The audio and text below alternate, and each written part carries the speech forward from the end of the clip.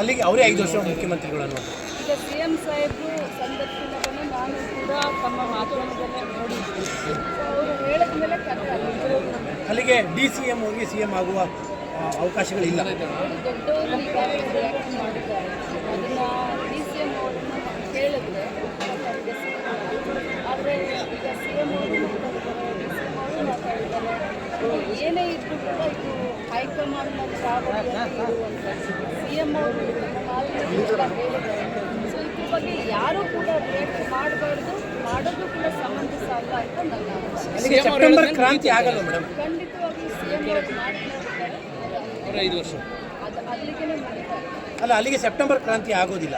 ನಾನೇನು ಹೇಳ್ತಾ ಇದ್ದೀನಿ, ದೊಡ್ಡವರು ಮಾತನಾಡಿದ ಮೇಲೆ ಅದನ್ನು ಬೆಳೆಸೋದ್ರಲ್ಲಿ ಯಾವುದೇ ಒಂದು ಅರ್ಥ ಇಲ್ಲ. ಅವ್ರು ಹೇಳಿದ್ಮೇಲೆ ಮುಗೀತು ಅಂದಮೇಲೆ ಅವರೇ 5 ವರ್ಷ ಅಂತ ನೋಡಿ, ನಾನು ಅದನ್ನು ಪದೇ ಪದೇ ನೀವು ಕೇಳಿದ್ರು ಮೇಡಮ್ ಏನು ಗೊತ್ತಾ, ಮುಂದೆ ಏನು ಇಲ್ಲ.